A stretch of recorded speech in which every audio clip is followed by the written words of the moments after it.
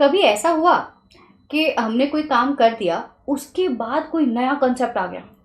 हर बार ही होता है ma'am, exam की तैयारी कर लो उसके बाद आईसीआई लेकर के आता है अमेंडमेंट, है ना? होता है ना, बहुत बहुत दिल को दुख होता है। नाउ गाइज, ऐसा सेम कंसेप्ट हमारे ऑडिटिंग में भी होता है।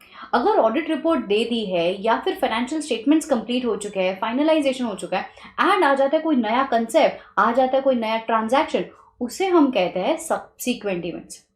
सो बेसिकली ये सब्सीक्वेंट इवेंट से डील कैसे करें? अमेंडमेंट्स आया है तो क्या करेंगे? पढ़ाई करेंगे मैम। वैसे ही अगर ये सब्सीक्वेंट इवेंट्स आए हैं तो इस सब्सीक्वेंट इवेंट्स को कैसे डील करें, उसका रिपोर्टिंग कैसा हो, वो आज के वीडियो का टारगेट है। So guys, in this power pack session आपको क्या क्या पढ़ना है? आज हम पढ़ने वाले हैं ऐसे 560 जहां पे सब्सीक्वेंट इवेंट्स के कंसेप्ट पढ़ेंगे। देन पैंडेमिक के बाद अच्छे खासे रनिंग कंपनीज की बैंड के ऑर्केस्ट्रा बच चुका है। हर कंपनी इज वर्किंग लाइक अरे यार पैसा नहीं है, पैसा नहीं है। अब ये कंपनी गोइंग कंसर्न रहेगी, नहीं रहेगी? अगर रहेगी तो क्या करेंगे, नहीं रहेगी तो बीइंग एन ऑडिटर हम क्या करेंगे? तो 570 580 के कंसेप्ट ये पावरफुल पावर पैक सेशन में हम लोग देखने वाले हैं। But before we start discussing about 560, आज आपको बहुत बहुत बहुत ज़्यादा इंपॉर्टेंट अनाउंसमेंट करनी है guys, that for November 22 examination हम लोग आपके लिए लेकर के आए हैं। अब मंजिल दूर नहीं, जीत तो पक्की है। In order to test you all for CA Intermediate, we have organized this particular session for you all. Now start preparing for November 22 examination guys. Super duper एकदम तरीके से हम लोग ये कह सकते हैं हम लोगों ने लिटरली बहुत ज़्यादा टाइम एंड एफर्ट्स लगाए हैं in order to prepare these MCQs. So these are the MCQ test. 50 papers आपको मिलने, 50 मार्क्स का पेपर मिलने वाला है. 60 मिनट्स आपको मिलेंगे in order to solve this paper. So this scholarship ये बिल्कुल भी मिस मत करिएगा guys. We have literally added lots and lots of efforts to make you powerful for MCQ. Also students, one more announcement. एक और चीज़ है जो मैं आपको कहना चाह रही थी, दैट 7 days फ्री ट्रायल चल रहा है for CA final, intermediate as well as foundation goals. अगर आप लोगों को हमारे कोई भी प्लस क्लासेस एक्सेस करने हैं तो what are you waiting for? आज ही एक्टिवेट करिए. ये जो QR कोड दिख रहा है उसको स्कैन करिए, आपने आपको एज ए स्टूडेंट रजिस्टर करिए and start learning, right? So this 4 simple steps will give you an added advantage to trial the efficiency of the classes. आपको ये पता चल जाएगा कि how best and the level of studies जो हम करते हैं एट अनअकैडमी प्लेटफॉर्म. ठीक है? सो आज ही फ्री सेशंस को एनरोल करवाइए. 7 दिन का सब्सक्रिप्शन फ्री में एंजॉय कीजिए. 7 दिन में मैक्सिमम पोर्शन कोई एक सब्जेक्ट का ऑलमोस्ट कवर भी हो जाएगा आप लोगों से. So on top of that, cherry on the cake is 7 days में कोई एक सब्जेक्ट पूरा उठाइए, रिस्पेक्टेड टीचर्स से पढ़ना शुरू कर दीजिए. ठीक है? So that was the announcement, that was a very good announcement for the upcoming batches. ठीक है? अब हम लोग शुरू करते हैं आज का हमारा discussion on subsequent events.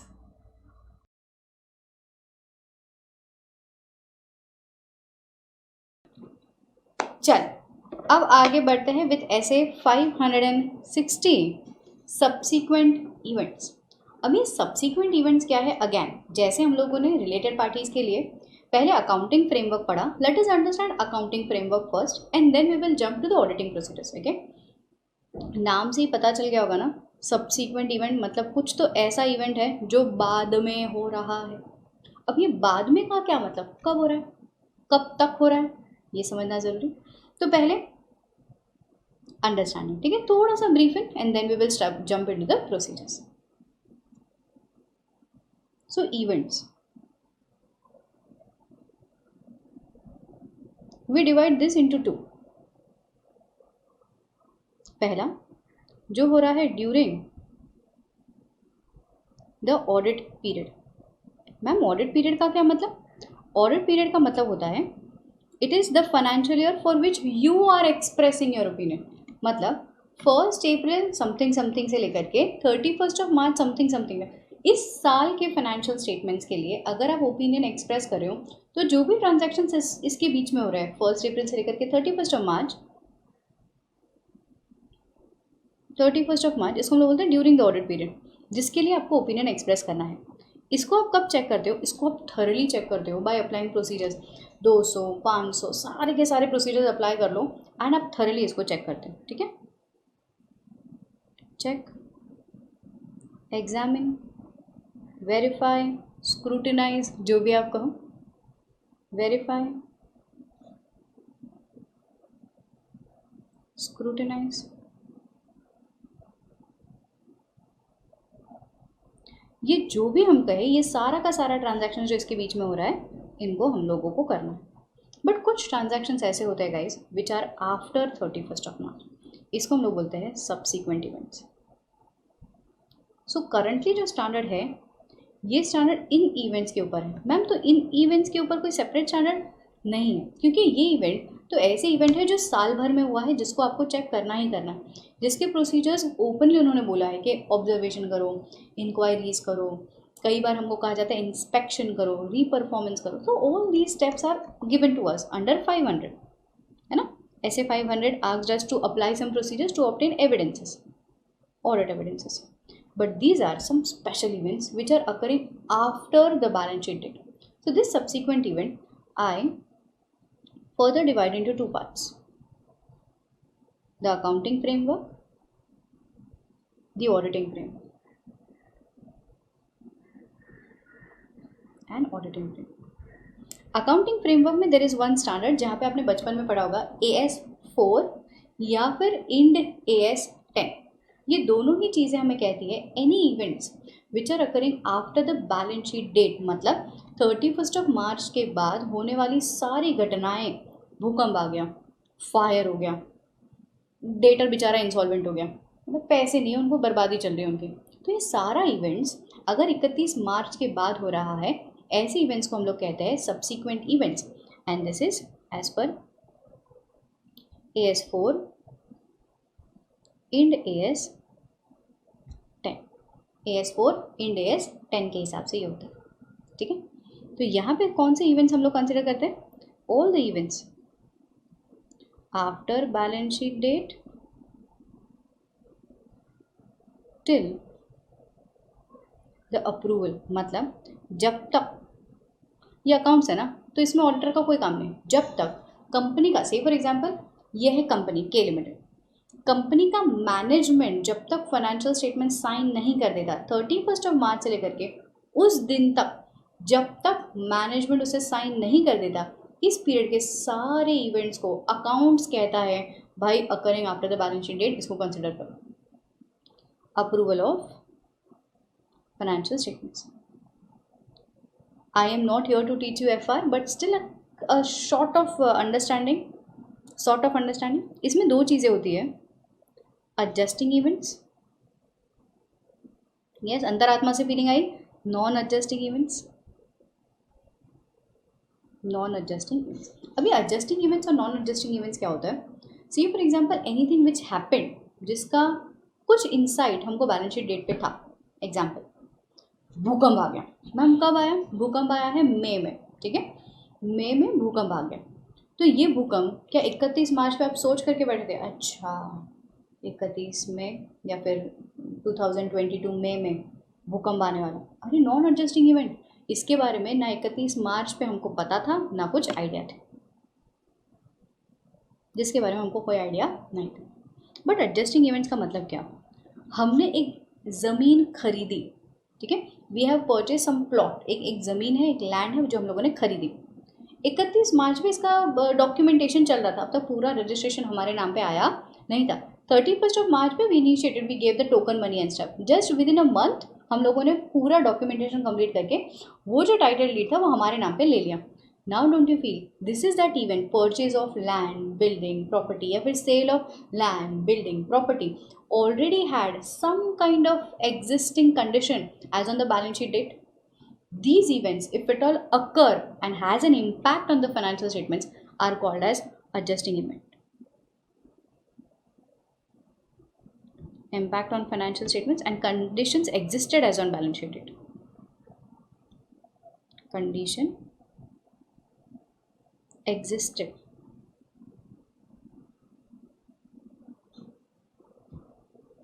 as on balance sheet date, ठीक है। तो मैम ऐसे में क्या करेंगे? ऐसे में इन इवेंट्स का इम्पैक्ट हम लोग फाइनेंशियल स्टेटमेंट्स में शो करेंगे, हम लोग मतलब मैनेजमेंट, ठीक है, तो ये था अकाउंटिंग एस्पेक्ट। धीरे धीरे अकाउंटिंग समझ गए। अब देखो ऑडिटिंग। ऑडिटिंग में रोल आता है आपका, and this is given under SA 560।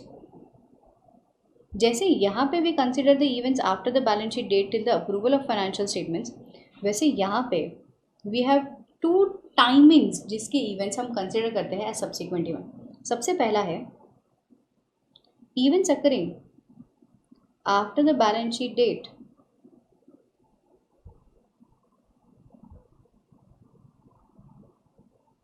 To the date of auditors report. यहाँ पे अप्रूवल बोला था, क्यों? क्योंकि this is taken care by management. यहाँ पे हम लोग क्या कह रहे हैं? To auditors report. Why? Because this is taken care by auditor. ठीक है, तो to the date of auditors. जैसे कि 31 मार्च पे हमारा फाइनेंशियल स्टेटमेंट्स रेडी हो गया, मतलब फाइनेंशियल स्टेटमेंट्स का डेट है, एंड इसको मैंने साइन किया है ऑन 8th of August। तो any events occurring between this is known as subsequent event. इसको मार्क नंबर दे दो ए। दूसरा आता है B, any events occurring even after the date of issuance of auditors report. मैंने कहा क्यों? देखो बच्चों, आज मैंने के लिमिटेड के फाइनेंशियल स्टेटमेंट्स पे ओपिनियन दे दिया। ठीक है, ओपिनियन देते ही मैंने ऑडिटर्स रिपोर्ट दे दिया। जैसे ही मैंने ऑडिटर्स रिपोर्ट दिया, उसके बाद नेक्स्ट मंथ सितंबर में मुझे एक बात पता चली कि यार इस कंपनी का जो हेड है ना, एचओडी, ये एचओडी मिस्टर XYZ, इन्होंने तो भयंकर मात्रा में फ्रॉड किया। अब मुझे बताओ, जेन्युइनली मेरा रिस्पॉन्सिबिलिटी क्या होना चाहिए? मैं आपके सभी के पास आऊँ, सारे शेयर होल्डर्स को बोलूँ, सुनो सुनो सुनो गाँव वालों, ये जो मिस्टर ABC है ना, इन्होंने कोई तो फ्रॉड किया, मेरी रिस्पॉन्सिबिलिटी है ना ये बताना। अगर मैंने ये नहीं बताया तो आपके साथ गलत हो जाएगा। सो ऑडिटर को थोड़ी ज़्यादा जिम्मेदारी दी है। बोलता है कि जब भी आपको पता चले any events which is going to impact your opinion, which is going to have an impact over the financial statements, जिसके लिए आपने रिपोर्ट साइन किया है, उसको कंसिडर करो। मैंने कहा कब तक?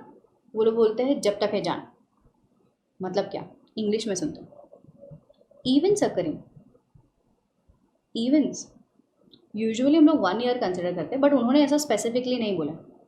Events occurring after the date of independent auditors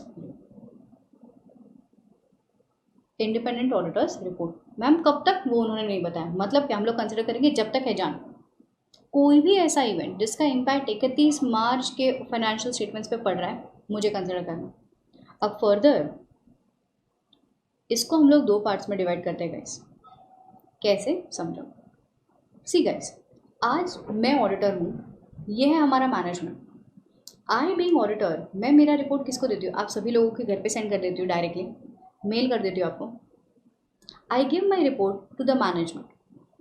management 720 याद आ रहा है, अदर इन्फॉर्मेशन अटैच करेगा, एनुअल रिपोर्ट बनाएगा, ये एनुअल रिपोर्ट सर्कुलेट करेगा आप सभी लोगों को। मतलब there can be a period where I have issued the financial I have issued the independent auditor's report, but company has not issued this annual report to the public.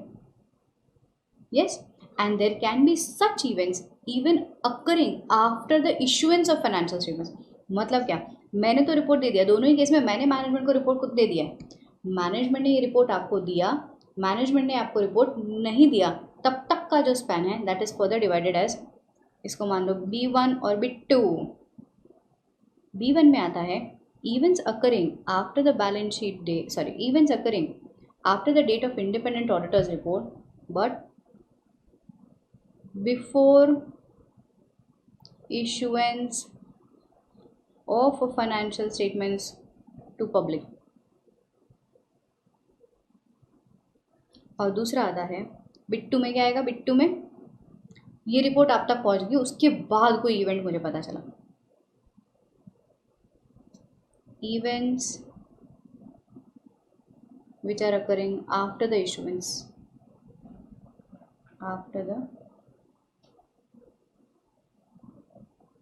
of financial statements to public। Clear है क्या? एकदम sure sure. So accounting aspects and auditing का framework पता चला। सो ऐसे सारे events को हमें कैसे कंसीडर करना है ये 560 बताएं। यहाँ पे कुछ प्रोसीजर्स बताए उन्होंने, 5-6 प्रोसीजर्स है कि मैम ये स्टेप करना पड़ेगा, ये स्टेप करने के बाद आपको ऐसे हिसाब से रिपोर्टिंग देना पड़ेगा। यहाँ पे भी उन्होंने कुछ स्टेप्स बताए हैं, यहाँ पे भी उन्होंने कुछ स्टेप्स बताए। So totally speaking what is your goal? Your goal is to, ये देखो ये 3 सर्कमस्टांसेस में आपके क्या प्रोसीजर्स हैं ये वेरीफाई करें। ठीक है। सो this is accounting. Accounting actually accounting मैंने सिर्फ उसी चीज़ के लिए पढ़ा है so that you understand accounting क्या कहता है।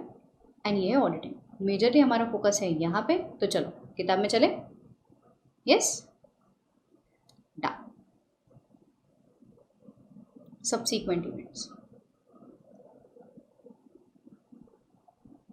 events occurring between A and B, as I told you. Date of financial statements, date of auditor's report. Plus also any fact that become known to the auditor even after the date of auditor's report. इसको further divide करते हैं हम लोग B1 and B2। कैसे करते हैं कि हम लोगों ने तो रिपोर्ट दे दिया बट मैनेजमेंट ने पब्लिकली दिया या मैनेजमेंट ने पब्लिकली नहीं दिया। यहाँ पे आता है ए, बोलते हैं for the events occurring from the financial statements till the date of auditors report. Example लेते हैं, 31 मार्च का फाइनेंशियल रिपोर्ट का डेट था, हमने रिपोर्ट दिया है 8 अगस्त को। Any events which is occurring between this period 31 से लेकर के 8 अप्रैल, इस मंथ में या फिर 8 दिन में या फिर 8 अगस्त, इस मंथ में इस पीरियड में जितना भी ट्रांजैक्शन हुआ है दैट इज़ कंसिडर्ड एज बड़ा ए। ये बराबर मेरे दायरे में है क्योंकि अब तक मैंने रिपोर्ट दिया नहीं है। तो हम लोग यहाँ पे क्या चीज़ चेक करेंगे? एविडेंसेस इकट्ठा करेंगे अबाउट दिस इवेंट्स। कैसे? पहला, मैनेजमेंट का रिव्यू प्रोसीजर्स चेक कर लो कि हाउ मैनेजमेंट AS4 या इंड AS 10 को अप्लाई कर रहा है, how they are disclosing and identifying subsequent events. Inquiries hold कर लो। मैम किस चीज़ की इंक्वायरी होल्ड करेंगे? बातें कर लो। मैनेजमेंट सुनो ना, गवर्नमेंट ने कोई ग्रांट दिया है क्या? अरे वो केस का क्या हुआ? कंपनी बेच रहे हो आप, यहाँ से शिफ्ट हो रहे हो, अच्छा पब्लिक इशू करने वाले हो, ओके एक्सपेंशन सोच रहे हो क्या, ओके डिसइन्वेस्टमेंट हो रहा है। तो ये सारी इंक्वायरीज है जो आप कर लो। क्यों? क्योंकि ये ऐसे ट्रांजैक्शंस है जिसका इम्पैक्ट 31 मार्च पे होगा। तो बोलते हैं you conduct inquiries with the management about the occurrence of subsequent events, about any new commitments, borrowings, guarantee, sales, acquisitions of asset. They are जो डेवलपमेंट है अबाउट द कंटिजेंसी, इंक्रीज और decrease in share capital, public issue कर रहे हो, buy back कर रहे हो, government ने कुछ असेट अप्रोप्रिएटेड डिस्ट्रॉय कर दिए, any kind of events which are dependent on estimations, recoverability of assets, any unusual transactions जिसका एडजस्टमेंट अब तक हुआ नहीं है या हो चुका है। सो ऐसी इंक्वायरीज कर लो। Read the latest minutes book. Minutes book मतलब जो बोर्ड रिपोर्ट की मिनट्स बनती है। इंटरिम फाइनेंशियल स्टेटमेंट्स इवैल्यूएट कर लो। एप्लीकेबल जो भी नया रीसेंट कैश फ्लो है, बजट है, इंटरिम फाइनेंशियल स्टेटमेंट्स है, ये सारा रीड कर लीजिए। Inquire the latest position of the cases. अगर कोई लिटिगेशन चल रहा है उसके बारे में बातें कर लीजिए कि सर वो पेंडिंग लिटिगेशंस का क्या हुआ। And obtain the written representation from the management कि मैनेजमेंट ये चीज़ लिखित में दे दे कि हाँ भाई जितना हमारा ट्रांजेक्शन था हम लोगों ने एडजस्टिंग इवेंट्स के नाम पे, कहाँ गया सॉरी, हम लोगों ने एडजस्टिंग इवेंट्स के नाम पे उसे एडजस्ट कर लिया। ठीक है। सो यहाँ पे आता है return representation. So that is the first case. Ma'am हम लोगों को कैसे क्वेश्चन आएगा? ये क्वेश्चन कैसे आता है ना guys, these question are with respect to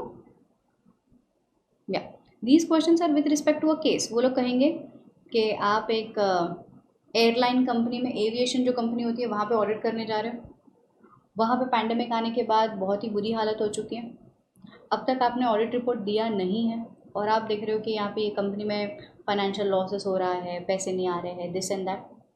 अब आपको पूछा जाता है, आप मुझे बताओ कि आप कैसे इंश्योर करोगे कि सब्सिक्वेंट इवेंट्स अप्रोप्रिएटली एडजस्टेड है या नहीं। तो यहाँ पे बच्चा एक्चुअली सोचने लगता है गोइंग कंसर्न कि यार पैसे नहीं मिल रहे हैं, कैश फ्लो नहीं है, बिजनेस नहीं हो रहा है।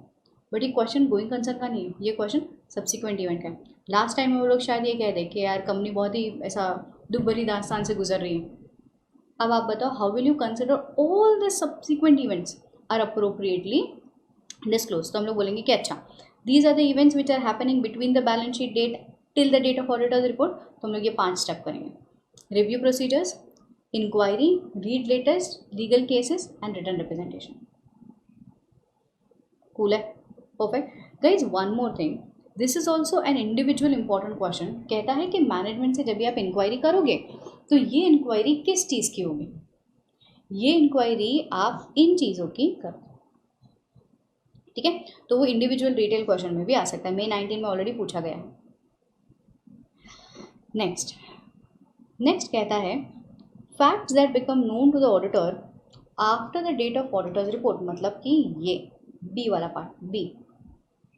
तो बी में एज आई टोल्ड यू वहाँ पे 2 स्टेप्स हैं, B1 and B2.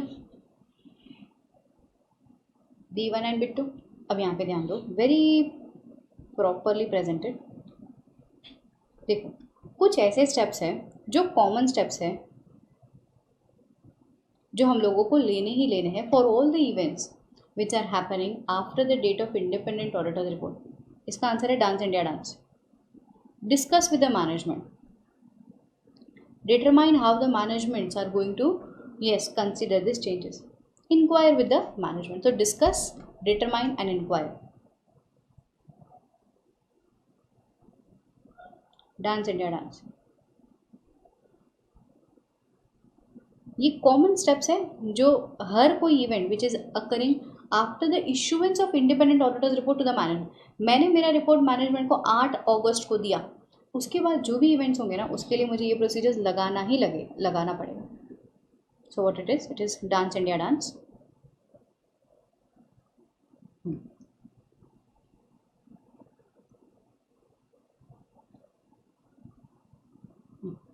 Before or after issuance of financial statements, discuss with the management. Determine the need to amend the financial statements. Management को पूछो कि यार चेंजेस करना पड़ेगा क्या, फाइनेंशियल स्टेटमेंट्स में एडजस्टमेंट करना है क्या. Inquire how the management intends to address these matters in the financial statements. कि कैसे मैनेजमेंट इसको चेंज करने का सोच रहा है. फिर आगे अब आता है, देखो कॉमन स्टेप्स तो कर लिए, अब आता है अनकॉमन स्टेप्स. जैसे ही मैंने मैनेजमेंट से बात की कि सर कोई चेंजेस करने का सोच रहे हो क्या, मैनेजमेंट ने मुझे कहा कि हाँ मैम ये तो एडजस्टिंग इवेंट है, मुझे चेंज करना पड़ेगा इसको. मैंने कहा ठीक है. अगर मैनेजमेंट अग्री हो रहा है to amend the financial statements to consider the impact of the subsequent event, तो आप इंश्योर करो कि ये चीज़ हो रहा है. Extend the procedures, management agree कर रहा है तो extend the procedures to the new date. आप नया रिपोर्ट इशू करोगे क्योंकि ऑलरेडी आपने पुराना रिपोर्ट इशू कर दिया है जिसमें सब्सिक्वेंट इवेंट्स का इम्पैक्ट नहीं शो किया है. अब आप क्या करोगे कि ठीक है मैनेजमेंट आप एक नया रिपोर्ट दो, I will recheck it and नया रिपोर्ट इशू करूँगी मैं भी. So provide the new report. Amend the report include an additional paragraph. हाँ अभी देखो जहाँ पे 2 रिपोर्ट जा रही है 2 अलग अलग डेट्स पे, इस कंसेप्ट को हम कहते हैं ड्यूअल डेटिंग. क्या कहते हैं, ड्यूअल डेटिंग. ठीक है. So you need to add on the additional paragraph. हो सकता है ये EOM हो या OM हो, 706 में पढ़ाया था मैंने. अगर फाइनेंशियल स्टेटमेंट्स में सब्सिक्वेंट इवेंट्स का इम्पैक्ट है तो आप EOM देंगे कि we draw your attention to note number 11 where the company has stated the big debtor जिसके ऊपर ऑलरेडी केसेस चालू थे हैज टर्न्ड इंसॉल्वेंट. ठीक है. So already if it all that is an adjusting event तो इसको ऐसे एडजस्ट करेंगे. बट मैनेजमेंट मना करता है. मैं गई मैनेजमेंट के पास, मैंने कहा मैनेजमेंट सब्सिक्वेंट इवेंट है आपको चेंज करना पड़ेगा. तो उसने बोला कि नहीं मैडम अभी हो गया बन गया है financial statement, we need to close this off, we don't have time to recall. मैंने कहा नहीं ये डेटा गलत है, मैं मेरे शेयर होल्डर्स को से अंधेरे में नहीं रख सकती. मैनेजमेंट ने कहा कि मैम रहने दीजिए ना, कोई दिक्कत नहीं, मैं एडिशनल फीस दे दूँगा. मैंने कहा नहीं हम ऐसा नहीं अलाउ करेंगे. मैनेजमेंट अगर रिफ्यूज़ करता है तो मॉडिफाई. आप मैनेजमेंट को अगर रिपोर्ट नहीं दे रहे हो तो बोल के मैं रेडी तो है बट मैं मॉडिफिकेशन करके फिर देता हूँ, मॉडिफाई करो. अगर मैनेजमेंट बोलता है नहीं आप मॉडिफिकेशन मत ऐड कीजिए, ऑलरेडी मेरा रिपोर्ट ऑलरेडी वहाँ पे चला गया है मैनेजमेंट के पास, तो TCWG हायर अथॉरिटी से बात कीजिए. उनको धमकाइए कि देखो अगर आपने मेरा रिपोर्ट पब्लिकली दे दिया तो मैं जा करके पब्लिक नोटिस दे दूंगा. सुनो गाँव वालों, मैंने मैनेजमेंट को बोला था सब्सिक्वेंट इवेंट है बट वो लोग कंसिडर ही नहीं कर रहे. I take my opinion back. मैंने जो वो शब्द लिखे थे in the independent auditors report dated so and so फलाना, don't believe on that statement. कुछ कंसेप्ट याद आ रहे, लायबिलिटीज ऑफ ऑडिटर. अगर एक्सपर्ट ने अपना ओपिनियन देने के बाद ओपिनियन विड्रॉ कर दिया है तो auditor will not be held liable. ठीक है, तो ये सिविल लाइबिलिटीज़ में हम लोग कवर करते हैं, क्रिमिनल लाइबिलिटीज़ में हम लोग कवर करते हैं कि स्टेटमेंट देने के बाद अगर हमें पता चले, वी आर प्रोफेशनल्स, गलतियाँ हो सकती हैं, तो स्टेटमेंट देने के बाद अगर मुझे पता चले कि नहीं नहीं वो जो चीज़ हम लोगों ने बोली वो गलत बोली थी, आ करके अग्री कर लो, ठीक है इंसान है गलती होगी, बट एक्सेप्ट करके उसको सुधारना ये मेन है। तो हम लोग क्या करेंगे, सेम चीज़, गलती हुई हमसे, वो इवेंट कंसिडर नहीं हुआ, अब आया इवेंट तो हम लोग क्या बोल रहे, पब्लिक नोटिस, सुनो सुनो सुनो गाँव वालों, उस ओपिनियन पे भरोसा मत करना, उसमें गलती हुई है, don't believe on that, simple. ठीक है, if management still issues a report, prevent the Reliance, step ऐसे ले लो कि लोग उस पर भरोसा ना। ये था कौन सा, before issuance of financial statements to public. After issuance यहाँ पे तो चला भी गया है, मतलब लोगों के पास मेरा रिपोर्ट एज वेल एज पूरा एनुअल रिपोर्ट चला गया, मैनेजमेंट अग्री कर रहा है अमेंड करने को, तो कैरी आउट प्रोसीजर्स, नया रिपोर्ट इशू करो, सब्सिक्वेंट इवेंट्स को डिस्क्लोज करो, पाप करना पड़ेगा, एडिशनल प्रोसीजर्स करो, ईओएम ओएम इंट्रोड्यूस करो, सेम पॉइंट।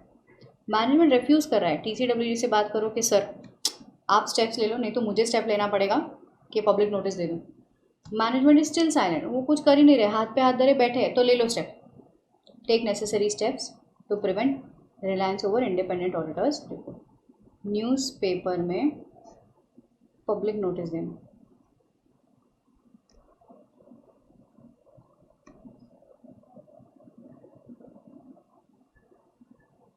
न्यूज़पेपर में पब्लिक नोटिस देना। So these are the steps which you can take in order to prevent reliance. That was the procedures with regards to SA 560। ठीक है, सो 560 में ये है आपके प्रोसीजर्स। ऑल्सो रिमेंबर, ये जो मैंने आपको नंबर्स देख करके रखे हैं ना, these numbers are accounting framework and the legal framework.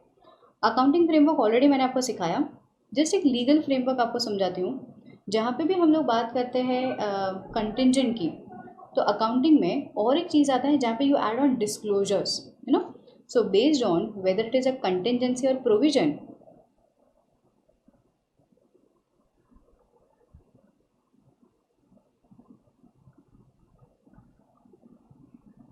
contingency or provision. So based on this you make changes in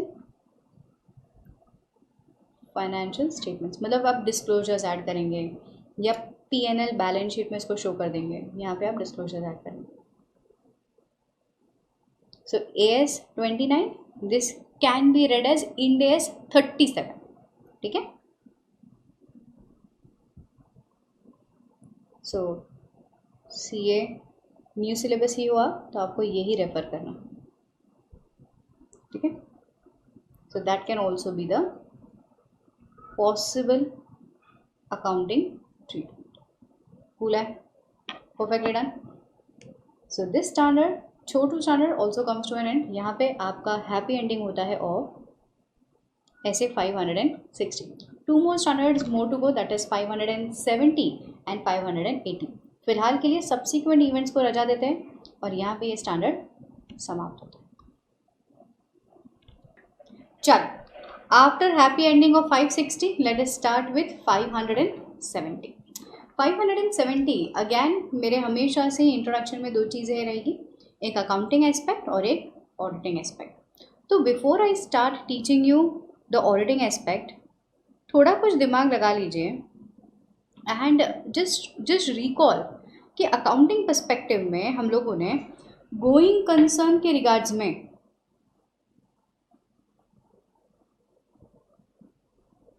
क्या चीज़ पढ़ी है।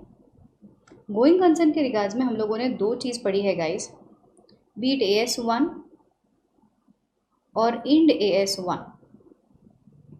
AS 1 और इंड AS 1 के हिसाब से वो लोग क्या कहते हैं, यूजुअली जो भी एंटिटी का ऑडिट करने हम जाए, say for example we are going to audit this company K limited, हम तो यही मान करके चलेंगे ना कि ये company for a foreseeable future तक चलेगी, कंपनी बंद नहीं हो जाने वाली है, कंपनी बीच में ही बंद नहीं हो जाएगी।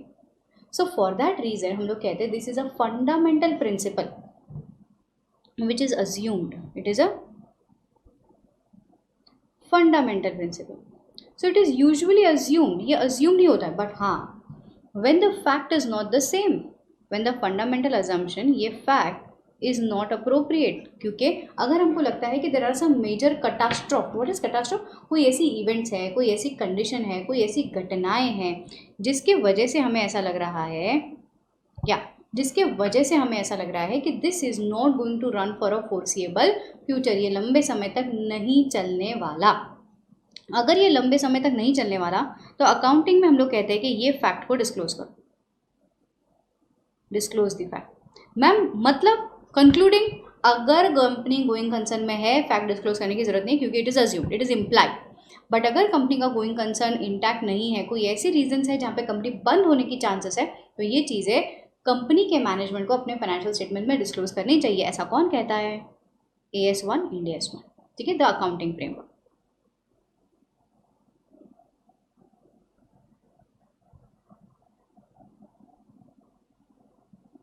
The accounting framework. अब आते हैं द ऑडिटिंग फ्रेमवर्क में। मैंने कहा कि ओके, SF 570 क्या कहता है? SF 570 actually speaks about 3 objectives. कहता है 3 चीज़ों के बारे में एक ऑडिटर को ध्यान रखना है ऑडिटिंग फ्रेमवर्क।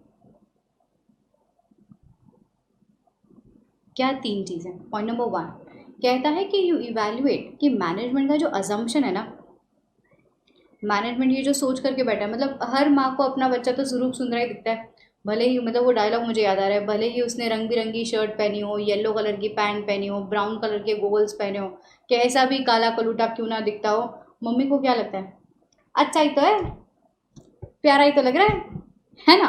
तो हर मैनेजमेंट को अपनी कंपनी गोइंग कंसर्न ही लगते थे, नहीं नहीं मैम कंपनी अच्छी चल रही, कंपनी चलेगी। बट मैनेजमेंट का ये जो अजम्पशन है, मैनेजमेंट का ये जो अजम्पशन है वो सही है कि नहीं, वेदर इट इज़ अप्रोप्रिएट, ये चीज़ों के बारे में हमें ध्यान देना। पहला, ऐसे इंडिकेटर्स या इवेंट्स को, कंडीशन और इवेंट्स को ट्रेस करना which can cast doubt on, which can cast doubt on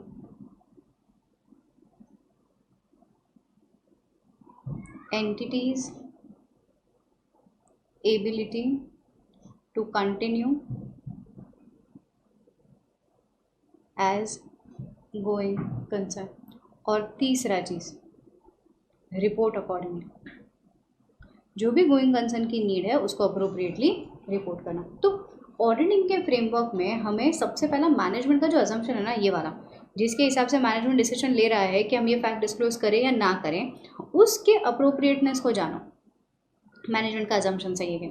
फिर उन इवेंट्स या फिर कंडीशंस पे मद्देनज़र रखो, एविडेंसेस खोजो कि कोई ऐसे इवेंट्स तो नहीं, कंडीशन तो नहीं जिससे हमें लग रहा है कि कंपनी नहीं चलेगी, कंपनी में shut down in the near future, and अगर ऐसे कोई इवेंट्स है तो अकॉर्डिंगली रिपोर्ट करो। तो ये 3 चीज़ें हमारे ऑब्जेक्टिव में आती हैं।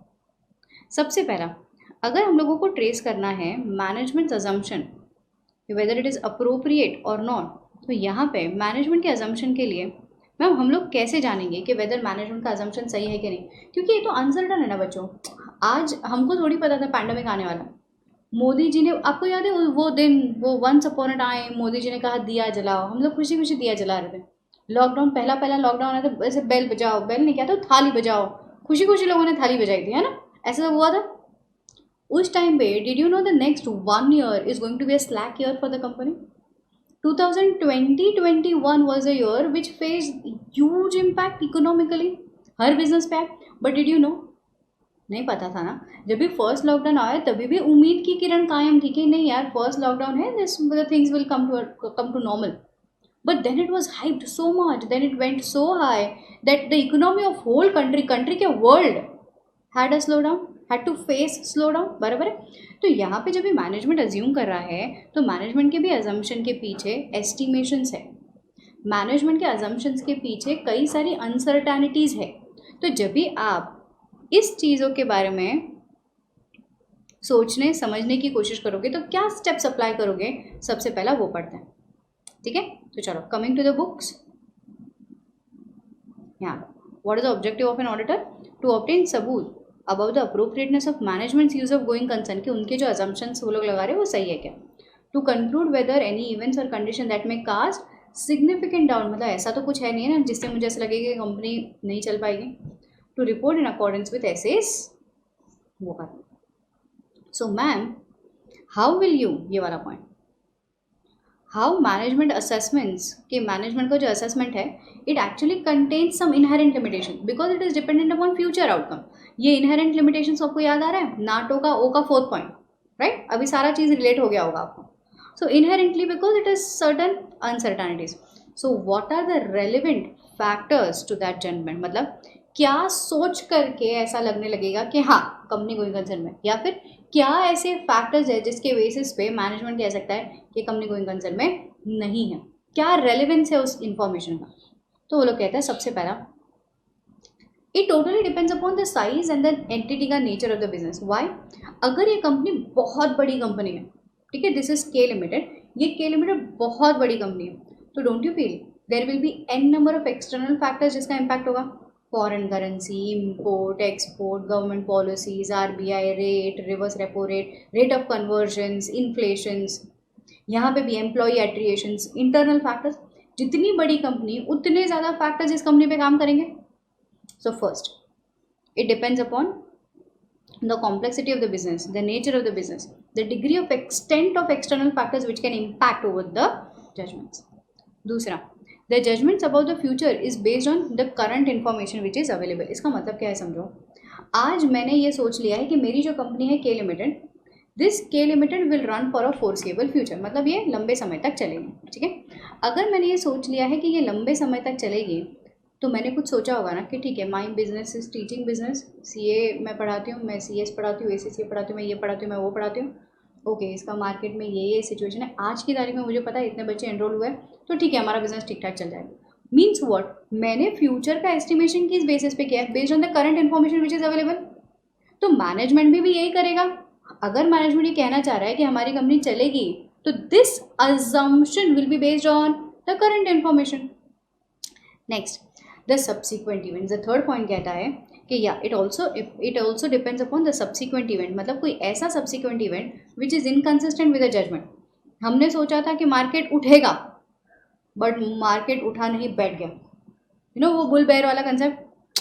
तो कई बार ऐसे जजमेंट्स भी हो जाते हैं, कई बार ऐसे इवेंट्स भी हो जाते हैं जिसका इम्पैक्ट, अभी अनसर्टन वॉर हो गया, ऐसी कोई सिचुएशन जिसका इम्पैक्ट हमारे कंपनी पे आ सकता है, ठीक है। सो 3 थिंग्स, क्या क्वेश्चन पूछ रहे हैं हम लोग? पूछ रहे हैं management assumptions about the entity's ability to continue as going concern involves making judgment, हम लोग अंदाजा ही लगा रहे हैं कि कंपनी चलेगा, about the uncertain future, outcomes of events and condition, what are the relevant factors to that judgment. जो judgment हम लोग लगा रहे हैं, ये जजमेंट के पीछे का फैक्टर क्या है? Size, nature, degree of uncertainties, ये वाला भी एक पॉइंट है, the degree of uncertainties which is associated with the outcome, judgments about the future which is based on the current information and subsequent event। तो ये 4 points है जिसको आपको याद रखना है। मार्क करो स्टूडेंट्स उसको, एक्सपेक्टेड एग्जाम क्वेश्चन।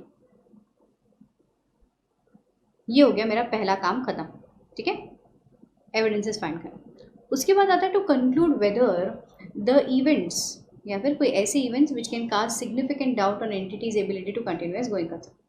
अभी एक मिनट, यहाँ वाले 4 पॉइंट्स हो गए, degree of uncertainty, size and complexity, information available, subsequent events, subsequent events.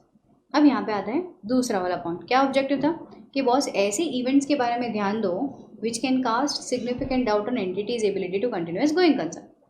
इसमें 3 फैक्टर्स है गाइस, कौन से 3 फैक्टर्स है? एफ ओ ओ, क्या है ये?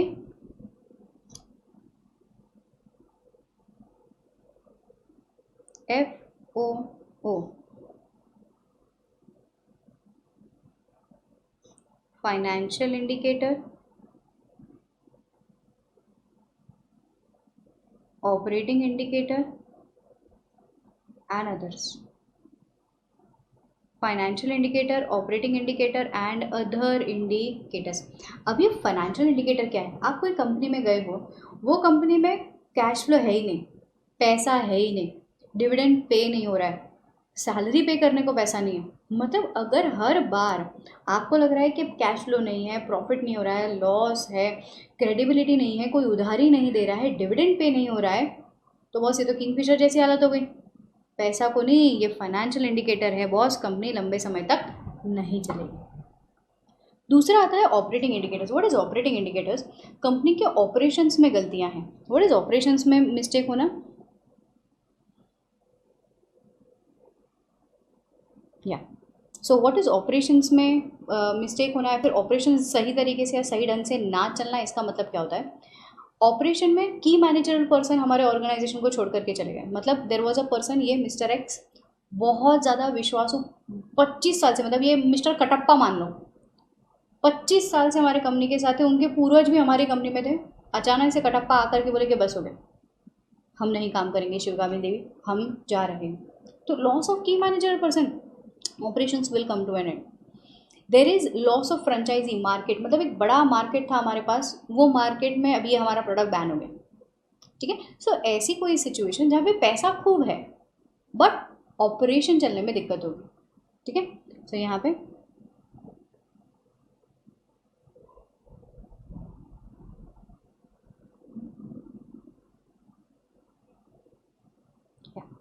events or condition, financial indicators, losses, erosion of net worth, loss of credibility, negative cash flows, dividend नहीं पे कर रहे हैं, adverse key ratios, withdrawal of financial supports, inability to pay to the creditors. Management का intention है operating indicators, management का intention है कि बस बस मैम अभी नहीं काम करना, लिक्विडेशन करना है उनको। Loss of key manager person, इसमें ना वो हम साथ साथ वाली मूवी याद आती है मुझे, यहाँ पे लिखो कटप्पा। ठीक है, वो हम साथ साथ है वाली मूवी पुरानी मूवी थी, आई डोंट नो आपने देखी होगी कि नहीं देखी होगी। वो मूवी में ना एक ऐसा सीन आता है जहाँ पे एक तो 3 भाई है और उसकी एक बहन है संगीता, उसकी बहन का हस्बैंड आनंद बाबू। आए थोड़ा बॉलीवुड हो चलता है बच्चों। सो ये हम साथ गाना नहीं गाना है, हम साथ साथ है, ये वाली मूवी में ना ये जो आनंद बाबू है ना, उनको उनके भाई निकाल देते हैं बिजनेस से, और फिर एकदम ही क्योटिक सिचुएशन हो जाती है उनके बिजनेस में। क्यों? क्योंकि ये निकल गए ना। तो ज़ोर ज़ोर से उनके बड़े भाई चिल्लाते हैं ऑफिस में कि क्या हो रहा है, पहले आनंद जब भी था तभी भी तो ये सारी चीज़ होती रहती थी, अब क्यों ये हैंडल नहीं हो रही है, कंपनी पहले भी चल रही थी, अब क्यों हैंडल नहीं हो रही है। तो वहाँ के मतलब सारे एम्प्लॉयज़ बोलते हैं ऐसा, ऐसा मुंडी झुकाए कि सर पहले तो वो आनंद बाबू थे तो वो सब संभाल लेते थे। Means what? Anand Babu is की मैनेजरल पर्सन, उनके जाने से कंपनी को नुकसान होगा। Loss of key manager person, अगर ऐसा कोई लॉस है तो कंपनी के पास पैसा है, ऐसा नहीं है बिजनेस में पैसा नहीं है, पैसा खूब है, बट ऑपरेशन को देखने वाला कोई नहीं। सो ये की मैनेजर पर्सन का loss will make a big loss. समझ में आया? पक्का? Next, loss of market, franchisee, labour strikes, बार बार बार बार बार बार लेबर छुट्टी पे चले जा रहे हैं, shortage of supplies, emergence of competitor, नया कॉम्पिटिटर आ गया मार्केट में, टेक्नोलॉजिकल डिफ़िकल्टीज हो रही है। बेसिकली आपने ना एक विच मोबाइल फ़ोन होता है, Motorola, when this Samsung phone came with Android operating system, so this was a big hit to the industry. तो Nokia also was trying something, हाथ पैर मार करके they also came up with the Windows based phone, वो लोग Asha series लेकर के आए थे। IPhone is not comparable, it had a single iOS operating system, तो I am not taking up that into consideration. अचानक से मोटरोला करके कंपनी गायब ही हो गई, क्यों? Was not able to adopt this change. Then it had a come back with Moto G series but still not sustainable, company wind up हो गई, merge हो गई and it went off. So this is operating indicators. Next is other indicators. Other indicators में क्या आता है? Laws या regulation का कंप्लायंस नहीं किया, कोर्ट ने आकर के, जज ने आकर के बोल दिया बस करो भैया तुमसे ना हो पाएगा। पेंडिंग लिटिगेशंस, गवर्नमेंट पॉलिसीज में चेंज है, या फिर फॉर एनी अदर रीज़न जहाँ पे कंपनी बंद हो जा सकती है, जैसे कि पैंडमिक, वॉर, ठीक है, एलियन एनिमी बन जाता है आपका डेटर या क्रेडिटर।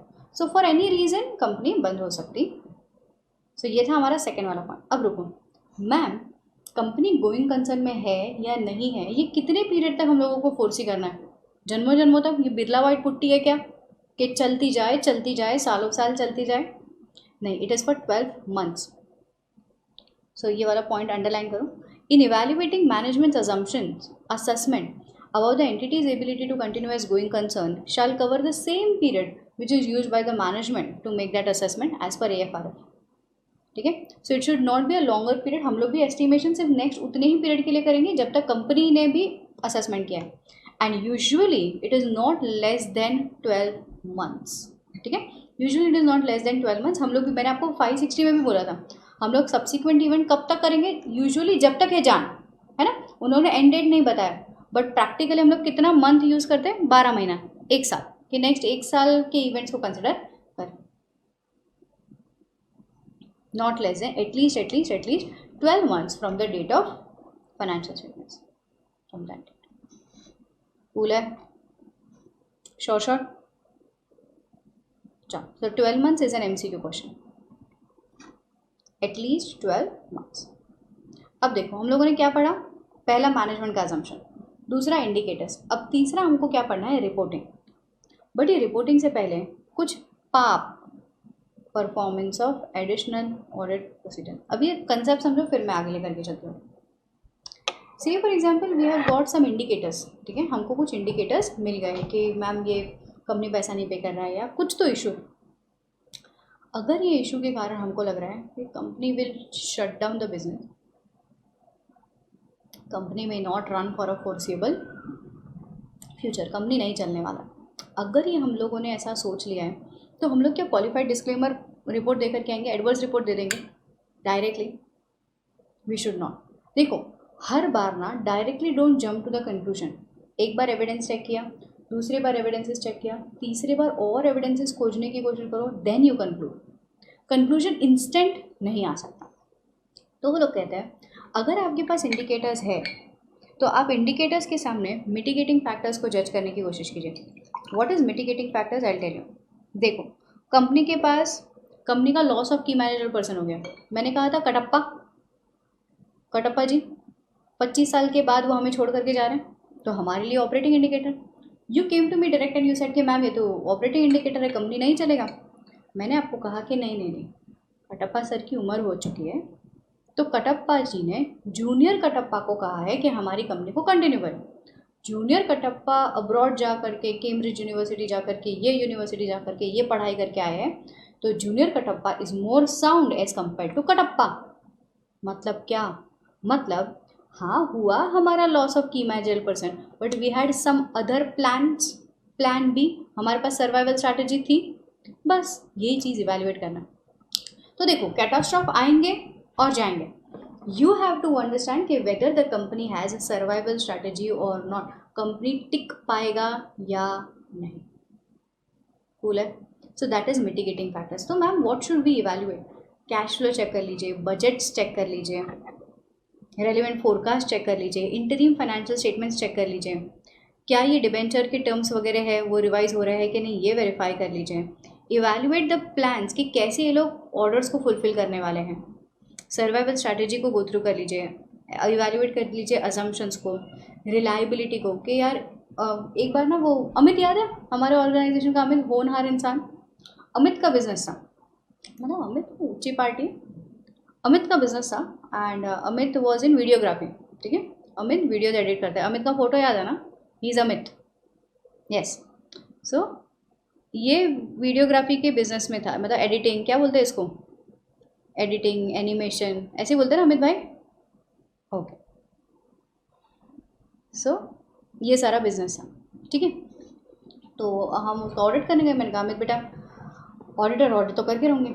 मुझे ना थोड़े से इवेंट्स ऐसे दिखने लगे कि अमित बहुत लापरवाही करता है, seriously I am telling you, public statement दे रही हूँ अमित बहुत लापरवाही करता है। मैंने देखा, मैंने कहा बेटा ये तो गोइंग कंसर्न इंडिकेटर है, कंपनी बंद हो जाएगा। बोलते नहीं मैम मेरे पास प्लान बी है। मैंने कहा क्या बात कर रहा है, मिटिगेटिंग फैक्टर? बोलते मैम मेरे पास प्लान बी है, मेरी कंपनी सर्वाइव कर जाएगी। मैंने कहा अच्छा बताओ क्या, मेरे लिए तो प्लान है ना। 570 मुझे क्या सिखाता है, फैक्टर्स को देखो, फैक्टर्स देखने के बाद मिटिगेटिंग फैक्टर्स को देखो। तो उसने कहा कि मैम मेरे पास प्लान बी है। अमित ने मुझे कहा कि मैम मैं ऐसी मशीन बना रहा हूँ। मैंने कहा अच्छा, कि मैम आलू डालो सोना निकलेगा, आलू डालो सोना, ये मेरा प्लान है मैम। मैं ऐसी मशीन बना रहा हूँ, बस जैसे ही मशीन रेडी हो जाए कंपनी 4 चांद लगाएगी। क्या लगता है, भरोसा करूँ मैं इस सर्वाइवल स्ट्रैटेजी पे? इस सर्वाइवल स्ट्रैटेजी पे भरोसा करूँ मैं? Absolutely not. So that is what we are talking about. ये जो सर्वाइवल स्ट्रैटेजी है, इसके अजम्पशंस को इवैल्यूएट करो कि ऐसा कोई हो ही नहीं सकता, दिस इज ख्याल ही पुलाव। तो सर्वाइवल स्ट्रैटेजी सर्टन होनी चाहिए। क्या होनी चाहिए? वर्चुअली सर्टन होनी चाहिए। So being an auditor we need to evaluate subsequent events तो नहीं है, रिटर्न रिप्रेजेंटेशन ले लो मैनेजमेंट के पास से कि ये जो एक्शन प्लान आप बता रहे हो ये एक्चुअली वर्केबल है ना, ख्याल ही पुलाव तो नहीं है ना, the plan is virtually certain. इसको हम लोग बोलते हैं auditor will perform additional audit procedures. हम लोग वर्चुअल सर्टेनिटी को खोजने की कोशिश करेंगे। कूल है? पक्का? श्योर? डन?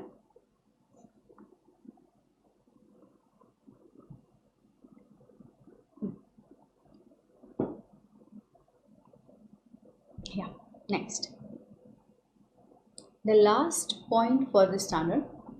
3 चीज़ें हमारे ऑब्जेक्टिव में थी, मैनेजमेंट की अजम्पशन, इंडिकेटर्स के साथ मिटिगेटिंग फैक्टर साथ साथ में पढ़ लिया, एंड लास्ट इज रिपोर्टिंग। अब ये रिपोर्टिंग क्या है समझो। अगर गोइंग कंसर्न अप्रोप्रिएट है तो दिक्कत ही क्या है, अनमॉडिफाइड रिपोर्ट दे दो शांति से। अगर गोइंग कंसर्न क्वेश्चनेबल है, एंड मैनेजमेंट ने इसे रिजॉल्व कर लिया है, जैसे कि मुझे अगर अमित ने कहा होता कि नहीं मैम हमारा टाइप चल रहा है with universities, just it is on the verge, हमारा कॉन्ट्रैक्ट्स भी आ गए, साइनिंग का वर्क बाकी है। सो गोइंग कंसर्न क्वेश्चनेबल था, बट उसने जो मुझे मिटिगेटिंग फैक्टर्स बताए कि नहीं मैम मेरा काम चालू है, मैं ये ऐसा कर रहा हूँ, मैं ये वैसा कर रहा हूँ, मैं हायर स्टडीज़ कर रहा हूँ, मैं और सीख रहा हूँ वीडियोस को कैसे एडिट करना है, एनिमेशन कैसे ऐड करना है।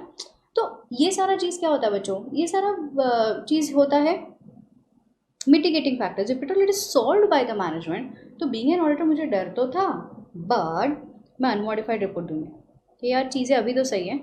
एम्फोसिस ऐड कर दूंगी कि I draw your attention to note number 6, जहाँ में अमित ने अपनी कंपनी के लिए बोल करके रखा है कि ही हैज़ अ विजन या फिर he has a plan to make the company survive for foreseeable future.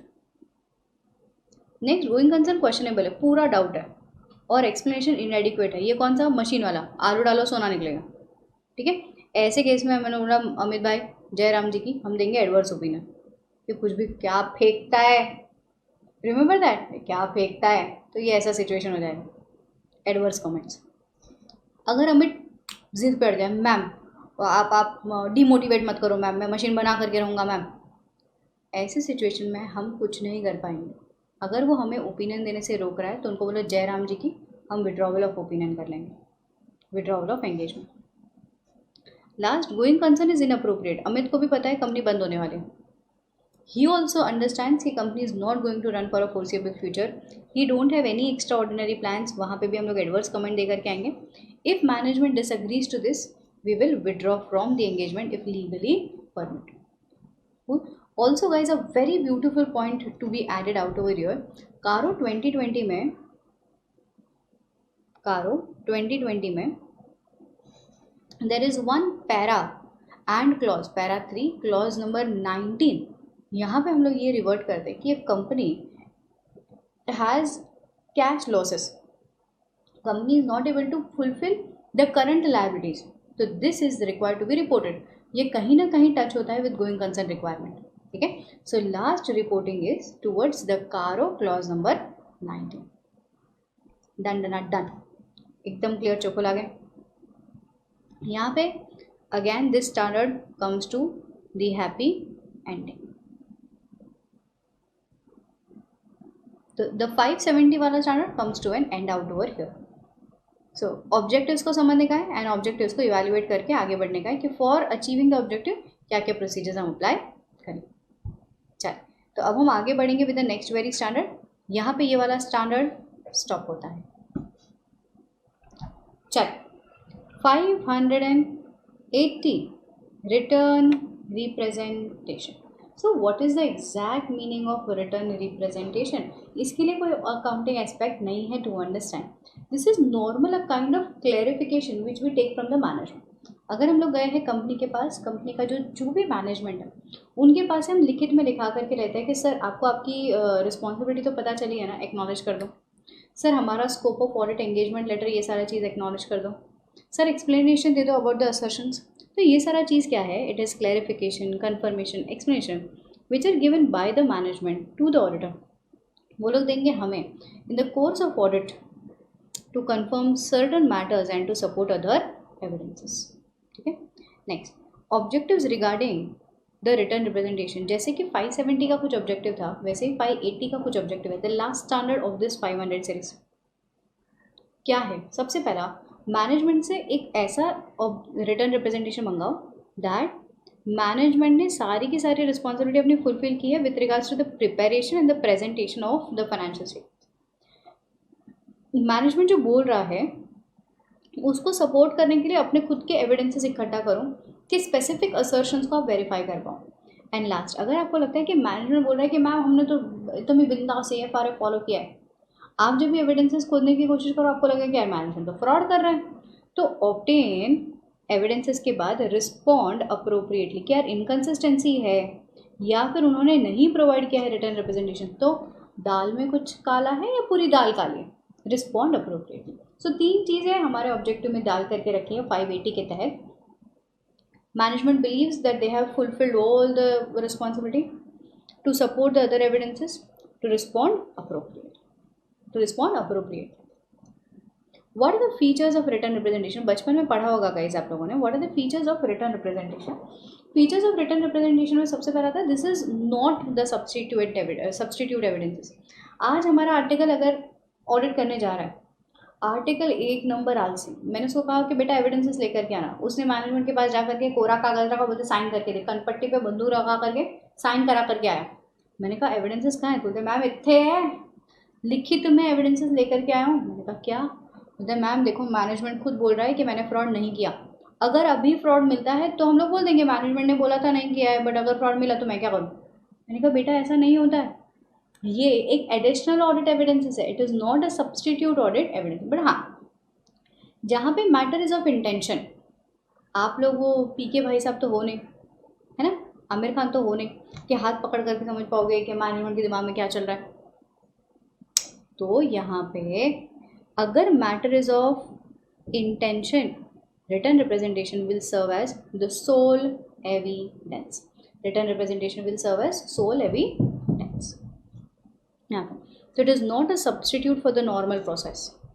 The auditor should seek corroborative audit evidences to support the return representation.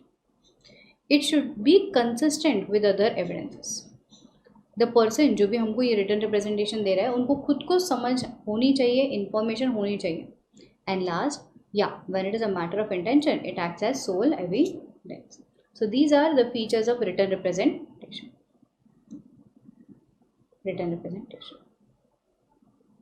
Next, management क्या करता है? Management should provide written representation that कि उनके पास जो भी information थी वो हम आपको दे रहे हैं, आपको फ्री एक्सेसिबिलिटी देंगे सारा का सारा चिट्ठा पिट्ठा चेक करने का। Matters if at all they remain unresolved the auditor shall reconsider the assessment of the completeness. देखो अगर कोई मैटर्स, ये इस पे क्वेश्चन आने के चांसेस है, एक्सपेक्टेड एग्जाम क्वेश्चन मार्क करो कि अगर कोई मैटर कंप्लीट नहीं है, एक्यूरेट नहीं है, रिटर्न रिप्रेजेंटेशन बाद आने के बाद भी आपको इसकी इंटीग्रिटी पे डाउट आ रहा है, सो यहाँ पे हम लोग ये समझ जाएंगे कि there are the questions over the integrity, ethical values, diligence, commitment to enforce the internal controls and shall determine कि यार यहाँ पे अब मेरा ऑब्जेक्टिव क्या रहेगा, ऑडिट एविडेंसेस अब मैं कैसे प्राप्त करूँगा। सो ऑडिटर्स की रिस्पॉन्सिबिलिटी रहती है to find out written representation from the management and if at all the matters remain unresolved, then the auditor shall consider कि यार इन लोगों की एथिकल वैल्यूज ही नहीं है, कुछ तो गड़बड़ है, ऑनेस्टी पे क्वेश्चन आएंगे। Next, very important question, if the management refuses to give you written representation, you went to the management, आपने मैनेजमेंट को कहा कि मैनेजमेंट वो जो इन्वेंट्री है ना उसके लिए मुझे रिटर्न रिप्रेजेंटेशन दे दो ना। मैनेजमेंट ने नाना बोलना शुरू कर दिया, नहीं सर ये ऐसा नहीं सर, वैसा नहीं सर। अगर management refuses to do so, discuss, उनको बैठ करके बात करो, क्यों नहीं दे रहे हो, why are you not providing us written representation. Reevaluate the integrity and reassess the risk of material misstatement. Take appropriate actions including determination of the possible effect on the assessment, opinion पे क्या impact आएगा। Express disclaimer of opinion, यहाँ पे हो सकता है कि आपको डिस्क्लेम्ड ओपिनियन देना पड़ सकता है। It is explain disclaimer of opinion. Ma'am अगर मेरे को मैनेजमेंट ने इन्वेंट्री के लिए तो रिटर्न रिप्रेजेंटेशन दे दिया, फिर जब भी मैं गई उनके पास कि सर वो जो प्रॉपर्टी है ना वहाँ पे उस प्रॉपर्टी के लिए रिटर्न रिप्रेजेंटेशन दो, तो उन्होंने प्रॉपर्टी के लिए रिप्रेजेंटेशन नहीं दिया। This will bring into question the reliability of already obtained written representation. मतलब management denied to provide written representation on any other matters.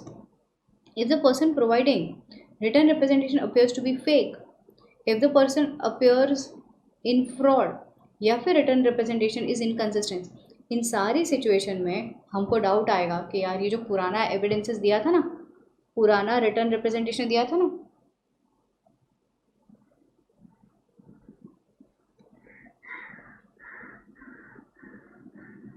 पुराना रिटर्न रिप्रेजेंटेशन जो दिया था that is doubtful. So when will you reassess the reliability? When the management refuses to give you written representation on any other matter, management appears to be fake या फिर found in fraud या फिर written representation is inconsistent with other evidences. What are the period covered? What is this? What are the period cover का क्या मतलब होता है? देखो, आज अगर हम मैनेजमेंट को जा करके बोले कि रिस्पेक्टेड मैनेजमेंट हमको रिटर्न रिप्रेजेंटेशन दो, आपको क्या लगता है रिटर्न रिप्रेजेंटेशन 15 साल के लिए देंगे वो लोग कि मैम आने वाली 15 साल के लिए और ये जाने वाला 2 साल के लिए evidences? So it will cover all the periods which are referred into the auditor's report. हम लोगों ने ऐसे 700 में ये बोल करके रखा था we express our opinion on the financial statements for the year ended 31 March so and so fourth, वो सारे होंगे। एक केस देती हूँ, समझने की कोशिश कीजिए, मुझे आंसर बताइए। He is the management of के लिमिटेड। ये पर्सन अभी न्यूली रिक्रूटेड है, जनवरी 22 में हायर हुआ है और मैं ऑडिट कर रही हूँ फॉर द ईयर 22-23, ठीक है, सॉरी 21-22, ठीक है। तो ये जनवरी 22 में हायर हुआ,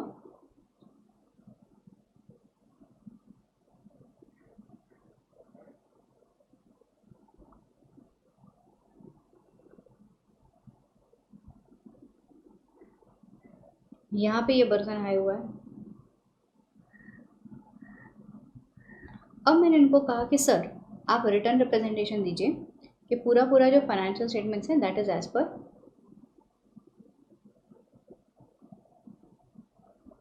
AFRF, ये जो है वो एज पर AFRF है। ये भाई साहब ने मुझे मना कर दिया, उन्होंने कहा कि ma'am I am so sorry, मैं सिर्फ आया हूँ इतने समय के लिए, मैं आया हूँ इतने ही समय के लिए, तो मैं सिर्फ इतने समय का ओपिनियन दे सकता हूँ, मतलब रिटर्न रिप्रेजेंटेशन दे सकता हूँ। इस समय में मेरे से पहले जो दूसरा बंदा था, आप एक काम कीजिए, उनके पास से रिटर्न रिप्रेजेंटेशन ले लीजिए। Whether the contention of the management newly recruited is correct और नॉट? Absolutely not. मैनेजमेंट भले ही अभी अपॉइंट हुआ हो, उनकी पूरी जिम्मेदारी है to express, to state, to give the clarification on the whole financial year. So यहाँ पे लोग अपनी रिस्पॉन्सिबिलिटी को डिमिनिश या माइन्यूट नहीं कर सकते। हम लोगों को पूरे फाइनेंशियल स्टेटमेंट्स के लिए रिटर्न रिप्रेजेंटेशन लेना पड़ता है। Last point for ISA 580, very easy point. You remember 210 engagement letter को रिकन्फर्म करने कब बोल रहे थे? जब भी काफ़ी सारे चेंजेस थे, काफ़ी सारे, हाँ 6C+1 है, काफ़ी सारे चेंजेस थे लीगली, कंपनी के नेचर में, या फिर उसको लग रहा था मिसअंडरस्टूड है, मिसअंडरस्टूड है, तो इट इज 6C+1M। सो यहाँ पे हम लोग कहेंगे कि if at all the person who sign the engagement term have no longer the responsibility, the terms of engagement are prepared in the previous year and they are gone for a change. मैनेजमेंट ने misunderstand कर लिया है circumstance को, या फिर there is any changes in the relevant circumstances. अगर ऐसी स्थिति हुई तो जैसे एंगेजमेंट लेटर फिर से देता था ऑडिटर, वैसे ही मैनेजमेंट के पास से भी रिटर्न रिप्रेजेंटेशन फिर से मंगवाएगा। ठीक है,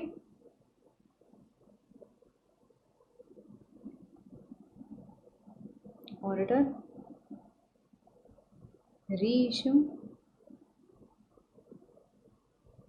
एंगेजमेंट लेटर, वैसे ही management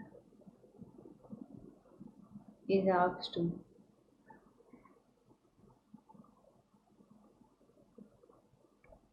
reissue management representation letter। समझ में आया?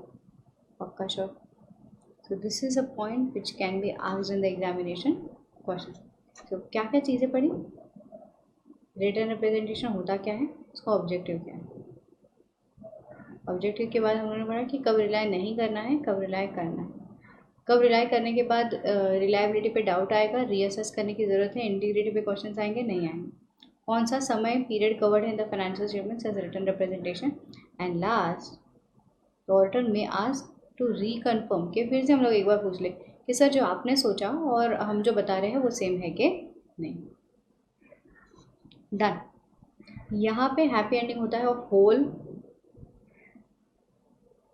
500 सीरीज। हम लोगों ने 500 सीरीज में 500, 501, 505, 510, 20, 30, 40, 50, 60, 70, 80, 11 standards altogether we have completed। 11 standards altogether are completed from SI 500 series. ये अपने आप में ये सीरीज बहुत बहुत बहुत ज़्यादा इम्पॉर्टेंट सीरीज है। ठीक है, चल सो अभी के लिए इतना ही।